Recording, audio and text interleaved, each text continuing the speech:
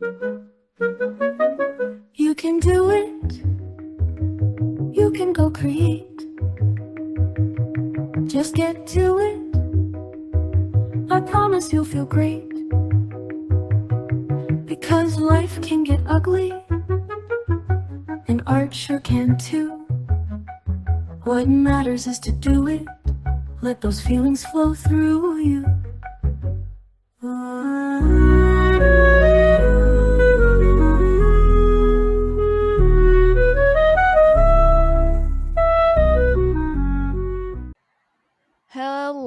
Hello, welcome back to the Ugly Podcast. It's me, your host, Laura Alexander. I use they, them pronouns, and I'm going to keep using they, them pronouns forever, unless I decide to change it at some point. But you know what? Screw you. I use they, them pronouns, and we exist. Okay, hi, guess what's going on in the world? Bad things.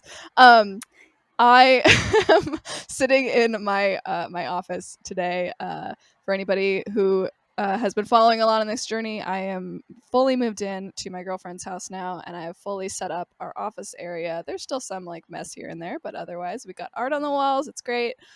And today I'm wearing a striped button-up shirt. I kind of look like a train conductor, and I love it. And otherwise, if you listen frequently, you know what I look like. I'm your white androgynous curly-haired weirdo with big old glasses. And I've got an excellent guest for you today. My guest I met at an art show or an art exhibition, art both Christmas market, all of the above, here in Tacoma, and we got to chatting, and I'm just really excited to introduce them to you. They are an LGBTQ Tacoma inhabitant with a passion for making art more accessible to the general public. She loves ways to make people smile and think with everything from a painting to an especially awful dad joke. Welcome. Can you please introduce yourself with your name, your pronouns, and what we're looking at? Absolutely. That was a weird way to say that. Hey, you're good. Hi, guys. My name is Alyssa Ryann, and I use she, they pronouns, so either one works. And yes, I'm also going to keep using those, so screw you. It's all good. But yeah, I'm a local Tacoma artist, and I've been in the Tacoma Lakewood area the vast majority of the past 20 years. I grew up down in Lakewood, and I've kind of been doing art since I was old enough to hold a pen. I've always been really confused by the question, when did you become an artist? Because some people have an answer. I don't. I simply You're do like, not remember I was born into this artist body. Exactly. Like, I remember being like 4 years old and getting in trouble because my mom had an apple slicer, and it had like this cover, and it was one of the ones you push down and the apples come up and they're all separated. Yeah. Well, I had taken a pen and I had drawn on the inside of like the apple slicer, and my brother snitched on me, and I got grounded for like a week Rude. over it. I was so angry. But I've been holding a pen and trying to create and express since I could walk and talk. I've been a storyteller since I was fully verbal at a young age, and my mom tells me that I used to walk around at 18 months telling stories about pumpkins and skeletons. So I really prioritize storytelling. And the thing about storytelling that I feel like a lot of people don't value and appreciate is that storytelling is a huge aspect of every single thing that we do with our lives, and it's kind of how we frame it, and it has the ability to alter our perception in ways most people just skip right over. You can take a story, you can twist it and make it something beautiful, you can twist it and make it something horrible.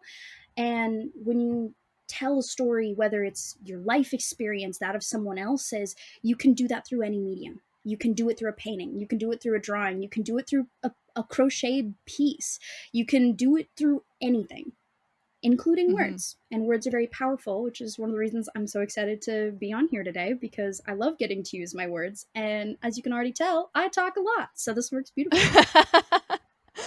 I love it. Yeah, like I love that there are people who didn't have my experience, because like I have a lot of people on this podcast who are also like, oh yeah, like I also did not know that I was creative, some teacher or some parent or some peers or whatever told me I was no good, and I believed them. And like it always breaks my heart how true that is for so many people. So then when I find people who are like, no, yeah, I've been making art since I could breathe, speak, like since I came into this world. I'm like, oh, thank God there are people who didn't have my experience. Well, like, don't get just, me wrong. I absolutely had Oh, my I fair don't- share of naysayers and lots of Sure. like people who would steal my drawings in school and like graffiti them right in front of me. And I love my mom. Her parenting style was she'd look at my drawing and say, "Wow, that's improved from last time."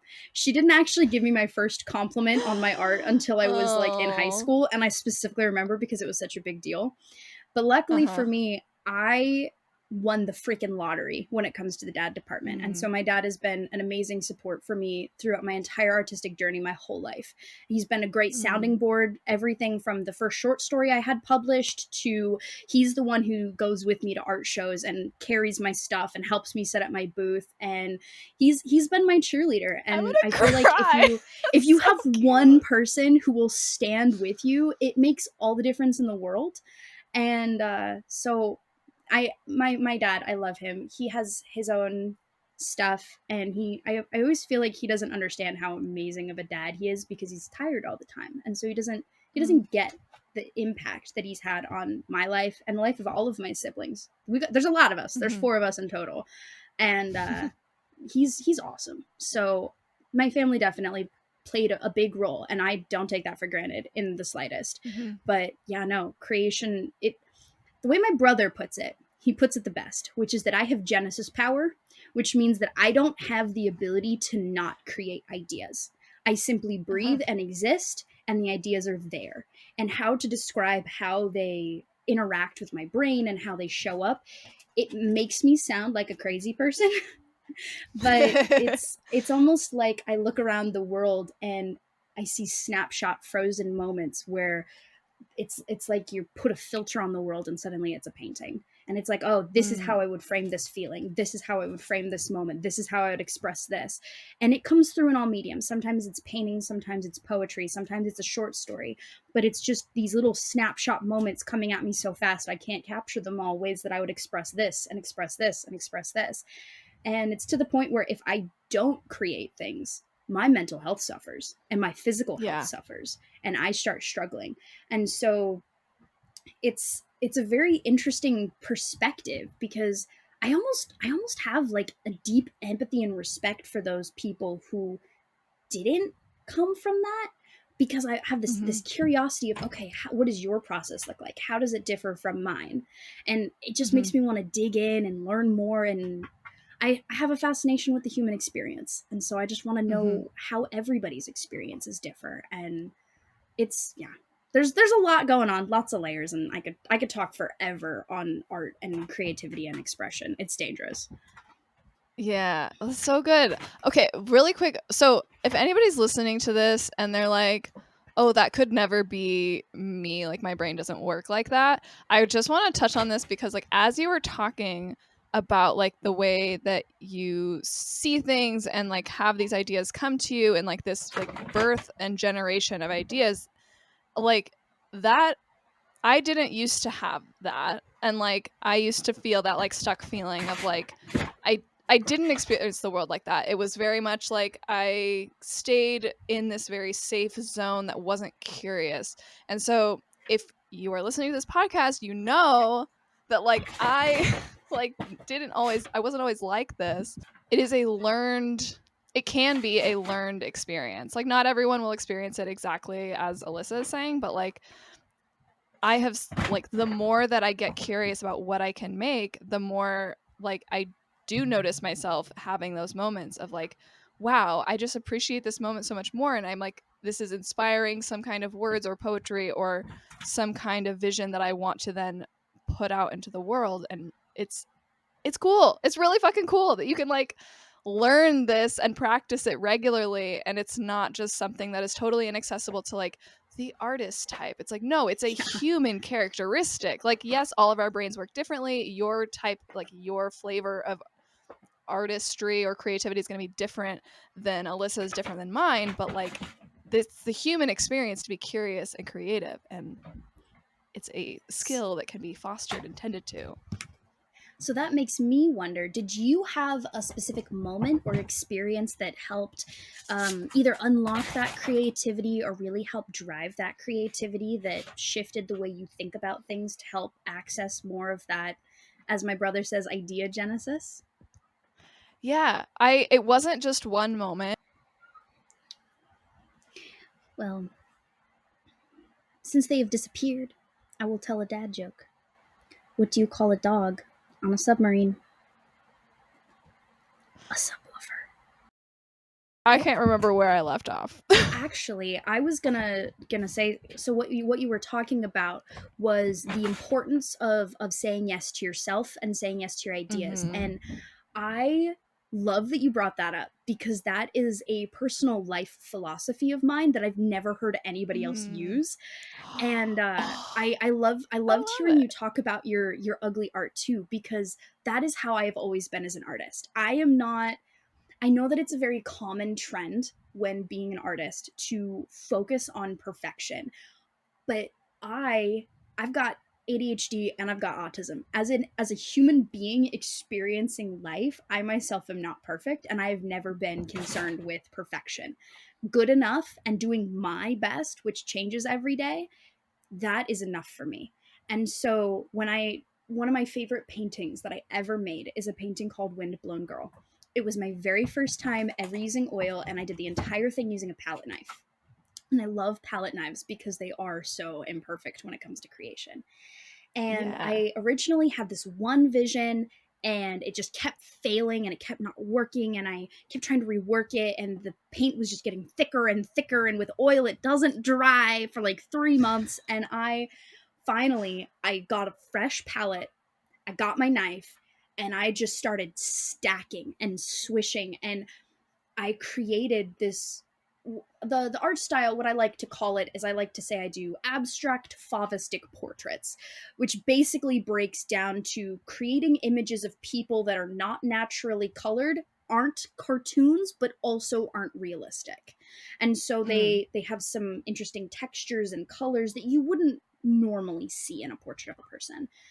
And I just was smacking at it and smacking at it. And finally, I looked at it and I realized that I had created this incredible painting full of life and movement, where you could see this hope and despair on this facial expression while everything was drawn together and moving. And it became my favorite piece. And to this day, I painted that 6 years ago, I think. To this day, it is still my all-time favorite painting I've ever created. And it was created out of this moment of chaos and stress and imperfection. And whether I'm working with ceramics, so ceramics especially, paint, drawing, I make so many mistakes all the time. It's always a hot mess. And it's like Bob Ross says, little mistakes turn into happy little trees or Yep. whatever. Happy I little have trees, taken yeah. that mentality to heart deeply. And so nothing I ever make is perfect. And Mm. sometimes it messes with me a little bit, where I'm like, oh, I don't like that one because this could have been different, or this could have been different. And other ones, like Windblown Girl, I look at it, I'm like, that is an expression of me and my mess and my Mm. beauty. And I love that. And again, about the open doors, I as a kid growing up, we were on food stamps. We didn't have a lot of income. And so it was really hard for me and my family to go out and do traditional adventures. Like, we didn't get to go out to dinner. We didn't go to movies. We had our house, but that was it. We were basically limited to the things within our house and the free programs put on by schools. And I learned very early on as a kid to that it's okay to accept help, and that it's okay to say yes. And through saying yes, I ended up with all kinds of incredible adventures. Like, I went to a program put on by the University of Washington Tacoma every summer, where I got to do math and science and leadership, and it was all free. You got like a day trip to a Nice. water park and all kinds of cool stuff. And a lot of it was science based, but when I was 16, I had a cover of 7 Years Old by Lucas Graham, produced by an Emmy nominated producer. Like, just because that was, we were doing music that year and we met him, and he was amazing and super awesome. And somewhere floating around on my email, there's a copy of me singing something that's like really well produced. And I've ended up with these exquisite adventures. And all I ever did was just say yes. Why not put in the application for this? Why not? I mean, worst thing they're going to do is say no. And so I have two really big life philosophies. And the first one is, if the odds are 1 in a million, why can't I be the one?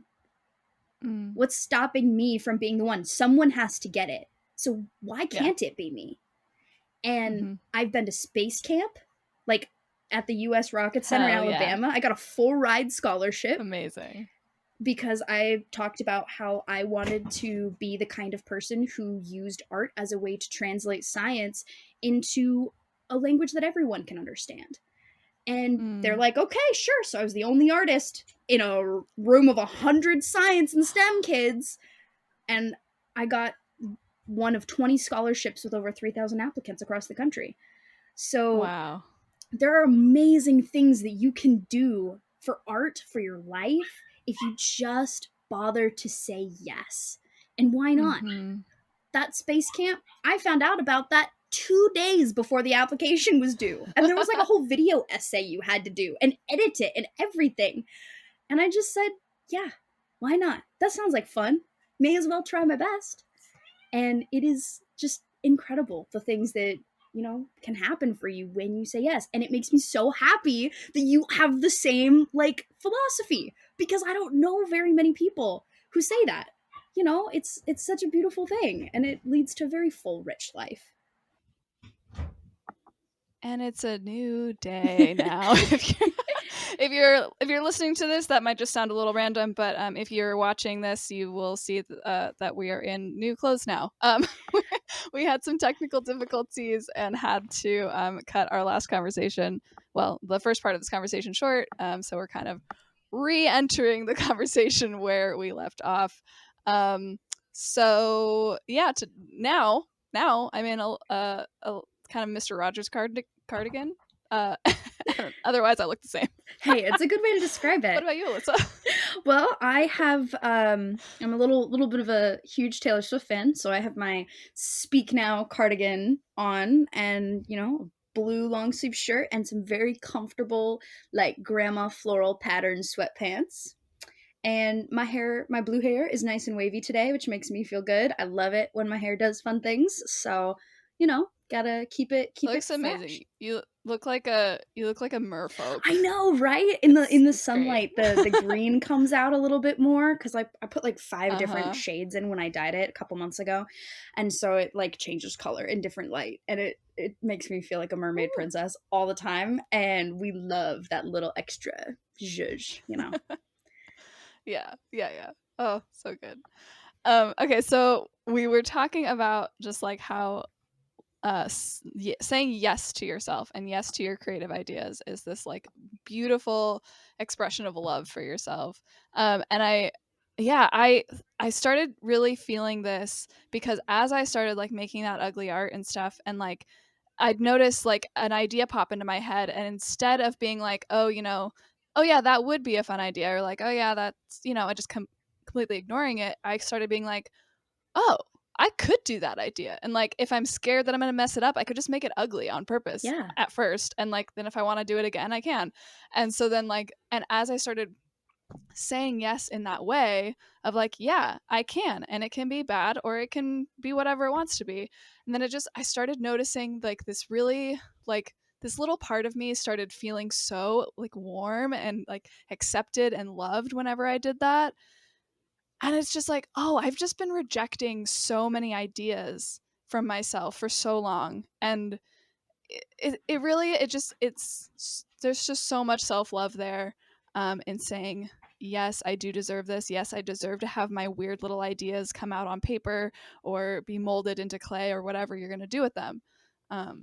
So yeah, I love that we share that philosophy. It's really beautiful. Oh, absolutely. And one of my favorite things too about that mentality of saying yes, especially when it comes to artistic creative expression, is that you learn so much from yourself in the process.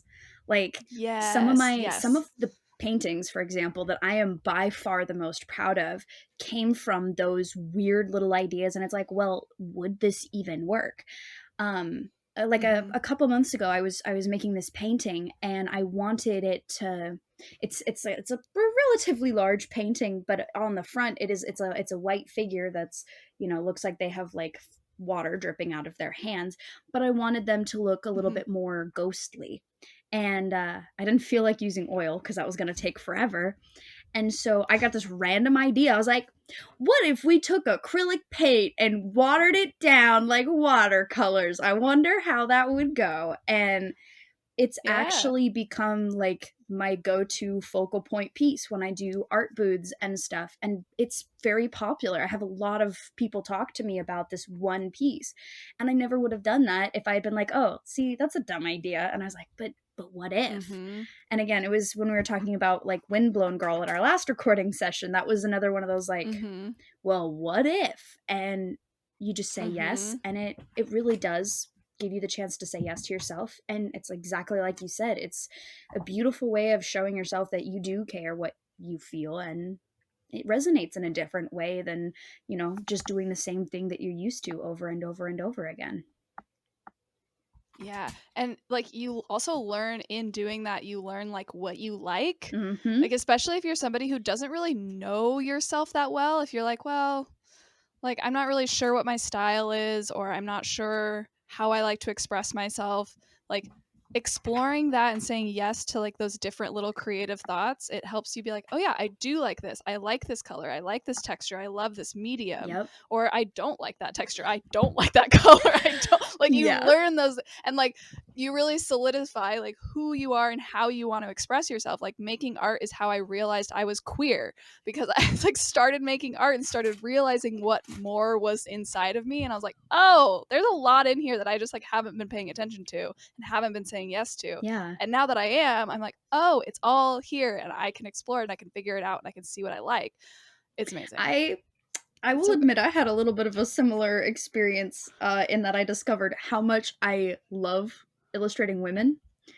Just the natural like curves of women and their facial expressions, and I do not have a mutual like joy of expressing images of men, and that definitely led to some personal questions. You're like, I wonder why. Why is it that I love drawing and painting women? And here we are several years later, we're like, it's just because women are beautiful and women are awesome. It's just because women are beautiful. Women are so beautiful, man.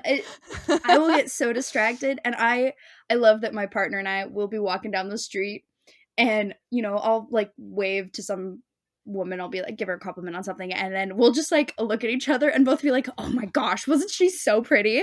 And we'll just both kind of like gossip about it for a minute, and then we'll just go about our day. It's never like a weird moment. It's just kind of like a, okay, girl, and then you just keep on going. And it's really special to be able to just celebrate the beauty of people. That's something I feel like is it's something that's really well captured by really more classic older art, especially in like statuary, is just the simple elegant beauty of humanity. And I feel like a lot of that has been lost over time, where art changes and develops, and it doesn't have the same, I don't know if it's not honorific, that's not the word I'm looking for, but there's a certain way that the human experience was treasured in art that we don't see it the same way anymore. And so it just gives me a really deep appreciation for not just the amazing modern art that we get to see all the time that's always emerging, but it gives me a soft spot for the classics too, and just that creative expression. And I mean, art has lasted longer than any empire in the world. It's one of the most powerful and dangerous things that was ever created by the human mind. I mean, art can fuel a political movement. It can, warm your heart. It can inspire you, make you think about new things. Art is revolutionary and it's incredible. And it always has been. And it's going to last longer than any current surviving civilization. I mean, we have statues from the Romans and the Greeks that have survived thousands of years to today, and it makes me wonder what kind of art I would want to create that would transcend generations and centuries. What kind of thing would I want to leave behind for posterity? I mean, it's kind of a cool thing to think about when we think of older art newer art and how they merge and how they differ. And it's just a fun thing I like to think about too, and it's a great place you can pull other inspiration from. What is it, the common Yeah. saying, there's no such thing as an original idea, everything's inspired by something. Yeah. So Yeah, everything is inspired by something. yeah. And like so many things, so many things have been discovered. Things have been like, there's this thing about like, however I've talked about this on this podcast before, but it's like there's only so many like combinations of like musical notes, because there's only Yep. so many musical notes. And there's like scientists who have like like my girlfriend would be able to tell me the specifics. She's not in bed right now. But it was like like the combination of those has already been like mathematically revealed. And so really it's about artists uncovering and rediscovering for themselves, and then interpreting it in their new ways and adding their own little unique spark to it that makes it different, that makes it unique. But like, there is no like truly unique idea. If you're waiting for something truly unique in order to make it, like like Plus, there's yeah, I mean, there's so many like like you're unique, like you are unique, that's what makes it unique. And so like you have to just like make it, and that is, then you're doing the thing. Yeah. no, absolutely. And it always, something that I hem and I haw with, especially recently, is the increase in AI generated art. And there's kind of a quote floating around on Mm-hmm. the internet that's something along the lines of, I want AI to do my dishes and laundry so that I have time to do my art, not for AI to do my art so I have time to do my dishes and laundry. And Yeah. Just talking, more on art that transcends time and everything, I don't feel like art is as valued as it was a long time ago. And Mm-hmm. I have a train of thought and it's slowly slipping away from me. I've got to chase this bad boy down because it was a really good one. Uh-huh. But with AI art and everything, art is becoming so mass produced by computers that I feel like it doesn't necessarily draw away from artists, because there is an element of uniqueness to everything that's created, but it kind of breaks my heart to see art without the human spark to it, you know and Yeah. for people who don't necessarily have the skill to draw what they have in mind, or they haven't practiced painting, so they're maybe not able to do those smooth edges and lines that they would want.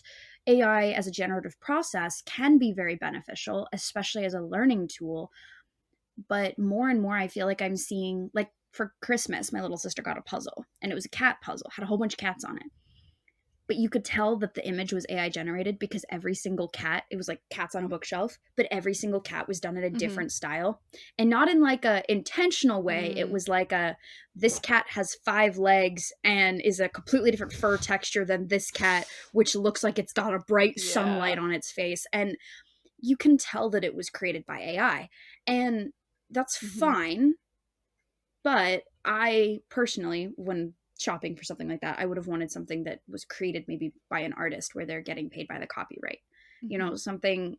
So I have this concern that the more that AI and other technologies that mimic art develop, we as humans are going to get to create less of it, because there's going to be even less of a need than people already think there is. Now, humans need art to survive. That's an acknowledgement. Art is vital to everything. It's in the sciences. It's used in everything from engineering to architecture. It's used simply to make people happy.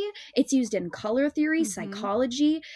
Art is vital to our human survival, and yet it is so undervalued, if that makes sense. So Yeah. as the way, sorry, that was a little cameo from Cinnamon.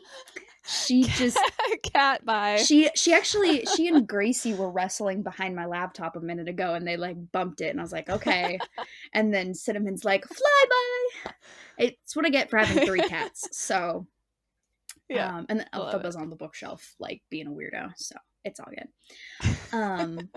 But it's a fear and a curiosity to see how art develops and changes with new technology, political movements, that kind of thing, and just see how it evolves. Everything does. The only constant is change, but I don't want it to go extinct, because art is so precious. Yeah. I wish I could just zap into everyone's mind on the whole planet. You know how there's like that whole question of like, if you could like project one thought into every single person's head on the planet, what would it be? And Yeah. you get to like, you have like 3 sentences. Mine would be like, art is vital. Support local artists. Bring more art into your Yeah. life. Boom. Whole world. Everyone gets more art. We call it good. We move on. I love that. I think mine would probably be similar. It would be like, make more art. Like, you Yes. make art. Yes, you. Yes, you who thinks you're not an artist. Oh make my art. gosh. My biggest pet peeve is when people look at your art and they're like, oh, I could never. I'm not an artist. And it's like, I could never. but you are Yeah. an artist. The difference is I've Mhm. practiced for 15 years. I started out Mhm. exactly where you are now. There is no excuse for you not to be able to do this. You just have to be Mhm. willing to put in the 15,000 hours that I did. You know, you put in that effort, Mhm. you're gonna get there. That's how it works. And it Yeah. boggles my mind when people think that they're not artists. I'm like, didn't you decorate your home? That's art. Right? Didn't you plant your garden? Yeah. That's art. Didn't you dress yourself this morning? Didn't you freaking dress yourself this morning? That's art. Right. Didn't you do your makeup? That's art. Uh-huh. Like, yeah. It's vital for survival. I need to make that a t-shirt. Okay, coming soon. Art, vital for survival t-shirt, Alyssa Ryann on Etsy. We're gonna make it happen. It'll be like the Please Ugly do. Podcast exclusive. Like we're gonna make it happen. Ooh. You know, we'll do like a little promo I code so would anybody love who that. like listens on the podcast, you know, go to a little caption or whatever. We'll get a promo code. I'll make a special Yes. t-shirt. Like, art is vital for Oh my God. survival. Future lore here to tell you that Alyssa actually did make that shirt, and it will be available through the link down in the show notes. If you use the code UGLYART, you'll get 20% off of a shirt that says art is vital for survival. So go check it out. Okay, back to the episode. Bye. Art is vital for survival. Title of the episode. Oh, I love that. Yes. Yes. We love those So candid moments. Yes. Okay. Before we get too carried away with our conversation, because I feel like we could just talk about this forever. Let's make some ugly art together. Yes. And while we're doing that, I know it's kind of hard to like make and talk, but if you'd like, I would love to chat about like what you mentioned earlier about how like art will extend and endure past like through empire, through all kinds of revolutions, through all kinds of political movements, and you know, the trash fire that we're living in now. Like art will be with us through the heat death of the universe. So like how, like what's something that you have on your mind right now about like your art and how you want your art to like fuel your own resistance and just like contribute to this time that we're in? Yeah. And before you answer I know, that, I'm like thinking there's like there's a whole bunch of little teeny tiny baby trains of thought. None of them are enough to make a sentence, but they're there and they're coming together. So we'll see. Perfect. Well, while those are coming together, for the kind of art making, I like to just kind of, if something's on your mind and you want to run with it, go for it. But usually I like to let my hand kind of guide me in some kind of scribble, just like whatever feels good in my body. And then I just kind of expand on it and like, how ugly can I make this? And how weird can I make this? Or like, what is drawing my attention? So that's kind of just like what I like to do. If that sounds good to you, excellent. If you have a different process that you want to engage in now, please do that. Yeah. But yeah, and we'll just chat and we'll do this for like five-ish minutes. Yeah. And then I keep chatting. One of my favorite things about starting any piece of art, no matter what it is that it always starts very ugly. I get my little pencil and I will just block it like you would a play, right? I start with like, you know, the little bits, and then I'll do just like, here's a circle for a head. Here's a triangle for someone's torso. And then, you know, map out the whole thing while it's in that chaotic glory. And then you start bringing it together. And when you start off ugly, it's beautiful because it helps you get the vision on the page without giving a flying rat's behind what the end project is going to look. My cats are wrestling behind my computer again. Synonym. Oh my goodness. Okay. since she's being a gremlin, she gets to have a cameo. This is Cinnamon. She Hi, is my Cinnamon. baby. She's about 8 months old. And she is best friends with my dog, Casper, who's a little fluffy white Pomeranian. And she is having a zoomies moment, which is why she's got those big eyes right now. So I'm just gonna let her run away and hide. But yeah, she keeps initiating fight, like wrestling playtime with my other cat, who's happily sleeping behind my computer. So, but yes, no.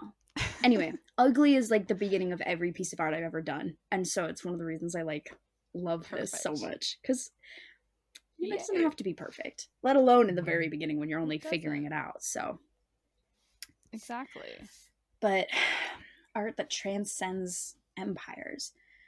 I think the most important thing about having art that transcends empires is that it says something about the humans who made it, right?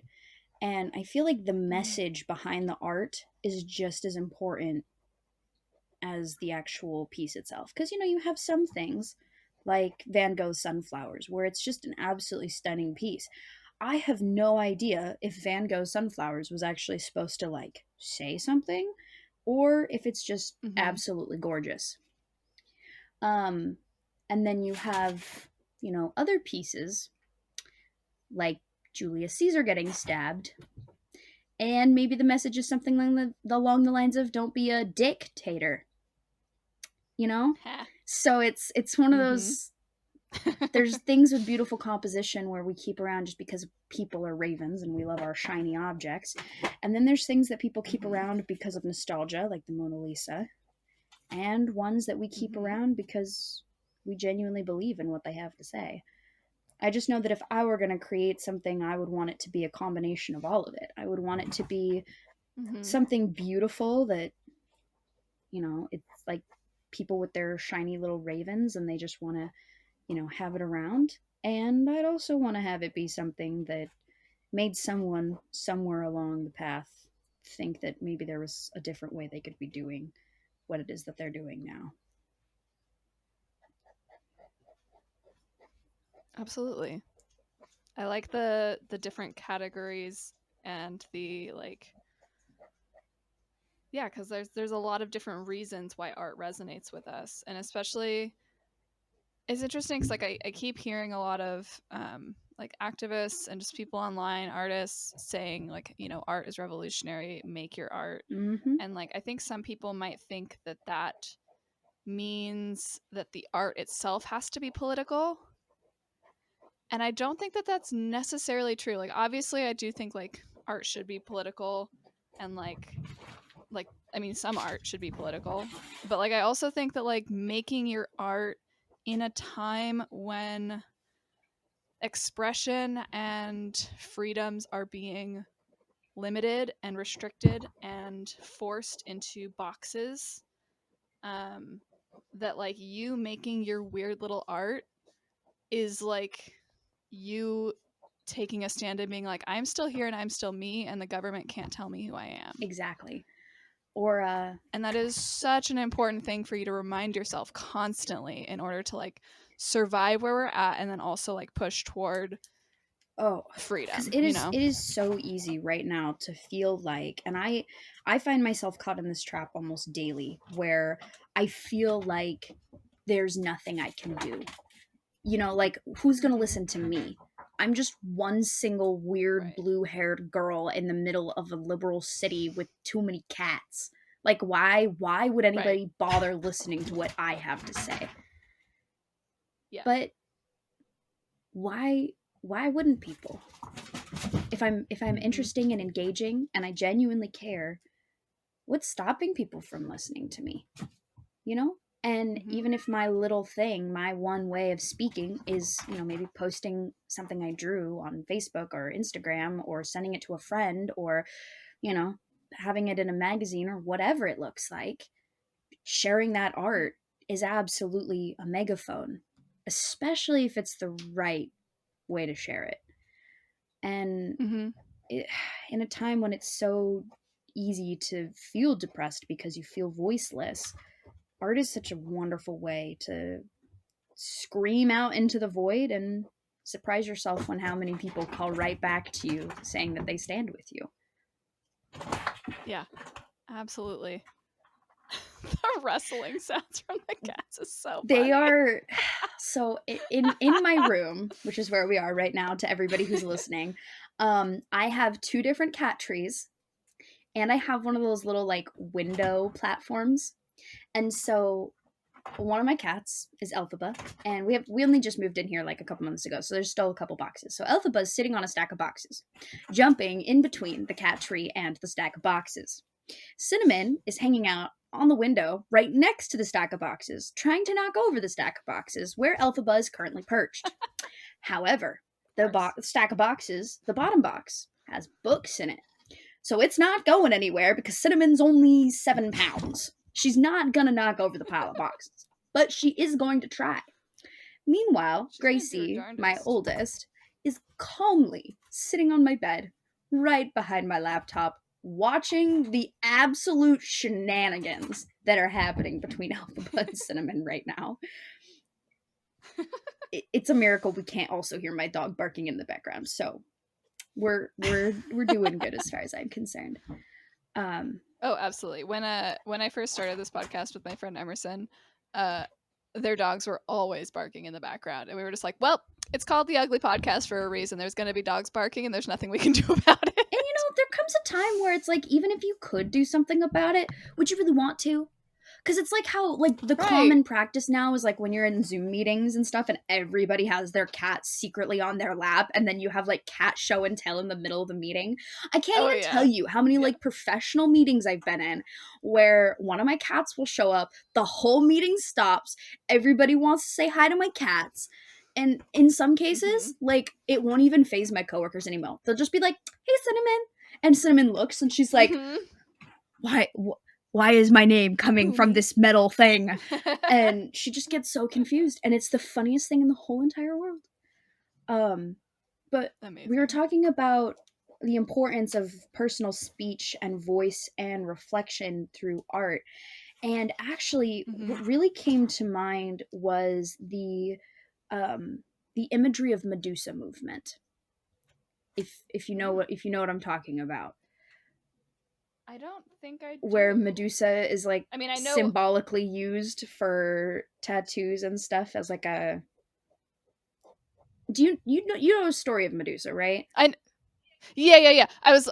I didn't know if this was like a movement in of itself or if it was just like people using Medusa imagery. It's becoming a movement as a specific. So it started off as imagery as a way for, you know, I don't know if I can say this, you might have to edit it out, but it started off as a way for SA survivors to claim their power back for themselves, because the story of Medusa is that, you know, Poseidon kind of had his way with her in Athena's temple, and Athena punished Medusa because she couldn't punish a god and turned her into a gorgon. And so the idea is that a lot of survivors of that kind of situation will, you know, they'll do a Medusa tattoo, or they'll have a painting hung up in their house or whatever. And it's a very powerful reclaiming energy. And since a lot of recent political things have arisen, it's kind of grown into not just those types of survivors, but women overall in general saying, you can't take our rights from us. You know, it's that like, hey, we're still here, we still matter, we are valid in our feelings, we have rights, you know, you will not silence us, you will not stop us from telling our story. And the more it grows and the more powerful it gets, like every time I see, because I see so much incredible art like everywhere, whether it's social media or just walking around, or my friends will send me something they're working on, and there's something to me that's deeply resonating and really powerful about a lot of the Medusa imagery that I've seen, especially in the past like 2 months or so. And it kind of, if we're talking about art being a revolution, when you see the art, it makes you want to stand with the artist. But it also, you also get a little bit of human empathy because you want to know their story. so you can bond. Mm-hmm. You can exchange those war stories and realize that you're not alone in your experience. And I feel like the best revolutions are based on a footing of unity from just the simple everyday people. And when we see that, Mm-hmm. we both have a Medusa story to tell and have the opportunity to come together and, you know, share that story. I feel like it just helps us come even more into our power. And it makes me curious if at some point, like, Medusa imagery is just going to be straight up not allowed anymore, you know? Where it's like, Mm-hmm. Yeah, like when is censorship going to come into play? And like we know it it already already does. Like does. censorship is already such a big thing. So like how far are they going to take it, and like how far? But that also, like, when you start censoring, it gives artists so much more power, I feel Oh, like, it because it's just like, does. oh, you're gonna make this illegal. Ooh boy, you're gonna have As that spray painted Oh everywhere. yeah, it's like the Luigi Mangione like saint Yes, graffiti. exactly. I love that Uh-huh. so much. Cuz talk about powerful Yes. art. If you're saying that someone who Yeah. did something like that is equivalent to a saint in your perspective, it's like, there's probably a really Mm-hmm. good reason as to why that person has that perspective. Funny. Mm-hmm. And every time I'm just like, I'm more likely to fling a salute that direction than I am at like Right. some more. I don't know how to say this tactfully. Uh, More traditional patriotic imagery. Sure, I'm yeah. much more Okay, likely I to saw this. support that. Right. I saw this guy do a like you know that the picture that they posted of like all the cops Yeah, like is it the leading Batman or the Luigi. Superman comparison where he's like, No, it wasn't the Superman oh, comparison. It was like comparing it to the one of the famous paintings of like Jesus being like walked to the cross and that's just like even the Renaissance better. I know it's a Renaissance Oh painting, my and I'm just god. like, holy shit, that's so good. I saw one that it was literally like the comparison of like Superman being locked in chains with like all the Yeah. police around him arresting him versus Luigi, and um, I again, art speaks so much. Like Yeah. we're we don't even need examples; they just exist in the conversation. They're They just out just here. Yeah. they're like Pokemon in the wild. They just naturally appear and we just catch them and we use them and it's great. So, Yes. no, art Love it. truly is powerful. I was out monkey shine hunting, and for those of you who are unfamiliar, it's a little bit of a local Tacoma tradition. Um, but I was out looking for monkey shines, and I was hiding some rogues the other day. Um, and there was a guy, and he was walking a very very sweet dog, and I asked if I could pet his dog, and he said yes, which is not the point of the story, but it's very important anyway. And It's always he exciting. was wearing a hat, and this was between our recording sessions, and so I was thinking about this. I was thinking about like our conversations when I saw this guy, and his hat was just a dark Uh-huh. green hat, and in yellow it just said "Art is dangerous." That's it. Ooh, I All love like that. bold embroidered block text, all caps. Art is Uh-huh. dangerous. And I've been thinking about that hat like all week because Yeah. it's true. Art is dangerous. It is one of the most dangerous things in the entire world. Art can incite people, it can encourage people, it can give hope, it can give energy, it can convey information. I mean, want to talk about some phenomenally used art and information? Let's talk about the Underground Railway. Like, they used quilts for Mm. communication. Mm-hmm. That is art saving lives. That is art as a form of communication. Yeah. Art is vital for survival. I'm going to say it again. Especially if it's going to be an episode name. Like, I feel like it needs to be brought up at least 2 more times. So, Of course, you got in it. appropriate places, of course. But it's just, I just love how powerful and amazing art is. And don't get me wrong, that's not like the big reason why I do it, but it's definitely something that's kept me going on it for a long time, if that makes sense. Because when you're Yeah, struggling absolutely. to feel like you have a voice, art is a great way to feel heard. Mm-hmm. But yeah, and to exercise that voice absolutely, that you do have. not everybody has a megaphone, but since I have one, I may as well use No. it. And art is my megaphone. Absolutely. Okay, speaking of your megaphone, let's do you want to show me what you made? Yeah. So we were talking about the Medusa art. So I was kind of working on a hidden so I did it in light blue, so it might be a little hard to see, but it's a human figure. Doesn't look as good on the camera as it does in person. Ooh. But it's a human figure, and I mean, was it looks going beautiful to. from. it's going to be a Medusa. I was going to have her walking with like her traditional like Greek armor. She's gonna have like a shield on that arm that's kind of extended Ooh. forward. She's gonna have an aegis, which is of course, for those of you who did not go through a hyper fixation on Greek mythology phase in middle school like a lot of us did.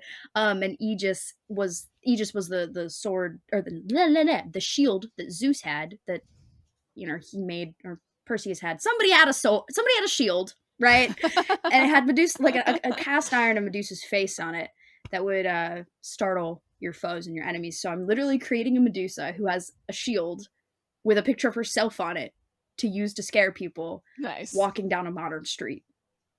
So amazing. we were talking about it, and I was like, that would be super interesting to see an illustration of. So that's what we have. Yeah. Right now it's a hot mess. The posture is driving me crazy. Like, it is irritating me that it does not line up. But it's ugly art. And guess what? Gorgons aren't real, which means that if I want to give her unrealistic posture, it fits and it works and it's beautiful. And fits. I'm just kind gonna of go fun. So what did you? This is my you little create? guy. He's like a weird little worm up in the clouds with some lightning around him. Okay. He's got. Did you also use teeth. blue? Yeah. Yes. He's just a big old worm guy. He's so weird. I don't know what. It kind of has this like surprise look on his face. His eyebrows are like way up high. And I'm like imagining him being like, how the fuck did I get up in these clouds? And how do I get down? Oh my gosh. I love him. He's so weird. He's awesome. So shocking. Yeah.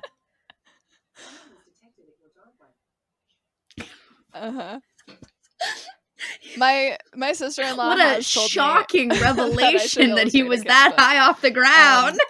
Yeah, we'll see. Have you ever thought about illustrating a kid's book? So like, spread out and sporadic right now. Your Anytime I try to that would be so like your concept project, of ugly art I plus the abandoned little it doodles. That would be like the cutest. Well, I guess I'm just ever. not gonna do that. Like, so it's just gonna be I don't have random kids, but shit. I'd vibe with that. I love that. Ooh, yes. Ooh! Oh my gosh. So cute. Oh, yeah. Oh, speaking of snakes, can I show you what I've been working on? So for Lunar New Year, I've been hiding snakes, and so I've been getting really good at crocheting snakes. They're so cute. Yeah. So this one's actually a commissioned order. I had a woman message me and she's like, "Hey, I love your snakes you've been hiding. Could I buy some for my grandkids?" I was like, "Absolutely." Yes. So I have this little green one. I have a purple one too, but the other eye isn't done yet. But they're just like little snaky dudes. Like, makes me want to make a snake that like has like little lightning bolts on it, Right? Give it like spiky teeth. I haven't figured so talk about ugly art. My crocheting is probably the ugliest art I make, and here's why. I taught myself how to crochet in the 6th grade. The only thing I knew how to do at the time, my mom taught me how to do a chain stitch when I was about 6 years old. By the time I was in middle school, I had made dozens of skeins of yarn into just skeins of chain stitch. Like, I didn't know how to do anything else. And one day I was in class because I've had ADHD. I still do. It's really, really bad. You could tell just by probably listening to this podcast. But I had all the ADHD. And so I would sit in class and I would just crochet chain stitches while I was listening to lectures. I had this fabulous English teacher. Her name is Mrs. Williams. And one day I was in her class. And this kid who did not like me, was kind of a bully, was like, can you make anything else than like those sad worms? And I was like, I wonder. I don't know if I could. He's like, I bet you can't make a doll. And I was like, okay, well, I had blue, and that was the only skein of yarn I had on me.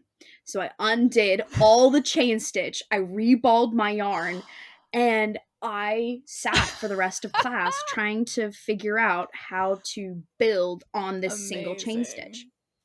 By the end of the school day, I had made a very misshapen human adjacent-ish figure with a very long torso, short, fat legs, I love it. little super skinny arms, and a very lopsided head.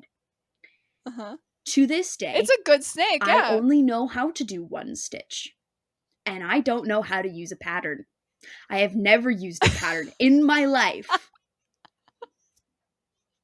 I know one stitch, and I just make it up as I go. So, like, for the snake, for example, this is a pretty good looking snake, right? But I used one stitch for this, and I don't know how to do anything else. I can't make things that are flat. Like, I can't make a sweater. I can't make a granny square. I can't make a scarf. I can't do any. But tell me to make a dinosaur, and I got you, and I'll just make it up. I will crochet these Brontosaurus dinosaurs, and before I can even finish it, I'll get like halfway through, and someone's already like, so I can buy that from you, right? I would sell them in my Etsy shop or like at fairs, but I can't keep them in stock. It's like as soon as I make one, somebody in the universe's little brain goes tingle, tingle, tingle, and they're like, mine. I love that. But every single dinosaur I've ever made is completely different than every other dinosaur I've ever made. Every snake, it's just a snake. You'd think I'd follow the same steps, right? But no. Every snake is completely different. And they're just snakes. It's a tube. It's a tube with a face. So I call them my chaotic critters because every single thing I've ever crocheted is completely unique, completely different, no patterns. I just make it up. If I need the shape to get bigger, I just add more stitches. If I need it to get smaller, I shrink the stitches. And that's it.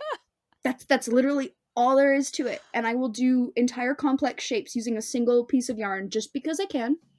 And I taught myself how to do this in the 6th grade. And I've had people ask me, hey, can you teach me how to crochet? I'm like, absolutely not, because you have to have a 3-dimensional constructive engineering brain to like figure out how to 3D model and scale as you actively work through the piece and calculate how the string is going to pull to tighten and loosen in what areas. And if you can't do like I love it so much. And then like that's one of the reasons why I like invited you on the podcast and we started talking in the first place too, was like I was looking through everything at your booth and everything was so different. Like you had just like nothing was like in the same style, nothing like everything was like a different style, a different medium, and I'm just looking around, I'm like, this is incredible. And then we started talking about just like, yeah, why would you choose? Like, why would you like make your brain do the same thing over and over again if it doesn't want to? Boring. Just like let your brain do what it wants to do. Exactly. It's amazing. I love it. And, you know, when you were looking at my stuff, you got to see, you know, prints of drawings and paintings, actual drawings and paintings. You saw some of my ceramic work. You saw some of my glass work. I've done stained glass, fused glass, and blown glass. I do drawing and painting, crocheting, knitting, beading. I do, you know, rudimentary jewelry work. I do customizing shoes. I do furniture refurbishment. I do like macrame, and like I even like make book covers. Like amazing. If there's a thing that exists, I want to try it. And it's again saying yes to yourself and letting yourself try these new strategies and techniques and stuff. And that's, you know, where you get crazy crocheted snakes that are completely unique and different and interesting. So, So good. yeah. I love it. But Well, we do need to wrap up. yes, I But know we have a lot of talk time, but so much. Well, and it's so easy to talk to you, and you have such interesting, fun things to say. So thank you so much for being here. yeah, it was an absolute pleasure. Good. I will have Alyssa's Etsy store linked in the bio. Please go check it out. Is there anything else that you would like to plug or let people know what you're doing? Um, not well, not anything to plug other than just, I would always encourage you to support local artists if you're ever given the opportunity, whether it's, going to local craft fairs or local artist run events, because we don't get to share our stuff if people don't show up. So, show up for your communities. Don't, in a time of fear, don't be afraid to turn to your neighbors and make new friends. Don't separate yourself out from people that you care about. Don't be afraid to ask for help. And if the odds are 1 in a million, why can't you be the one? Always say yes to yourself and just be kind. That's kind of the big things I live my life by, and it makes a huge difference. So I encourage you all to do so. But I think that's all from me, at least. Amazing. Thank you so much, Alyssa. Yeah, it was my pleasure. And Thank you so much for having me. of course, anytime. And thank you everybody for listening. If you like the show, please be sure to go rate and review it. And I am starting my Come As You Art events. Well, I started it last month, but I'm continuing them into all the months. Third Thursday of every month. If you want to come create art with me virtually, you can sign up through the link on my website, and all the details are in the show notes. Keep it ugly, everybody. The Ugly Podcast is created by me, Laura Alexander of Scribe and Sunshine. It's produced and sort of edited also by me, and written and directed by absolutely no one. Our theme song was written and produced by the amazing Zoe Tronic. If you like the podcast, be sure to rate and leave a review on your preferred platform and share with the creative people in your life. If you're interested in learning more about what I do, head to scribeandsunshine.com to learn more about my ugly art workshops and my editing services. If you haven't yet today, I dare you to make that thing you've been thinking about making but have been too scared it's gonna be terrible. Make it terrible. And as always, keep it ugly. You can do it. You can go create. Just get to it. I promise you'll feel great.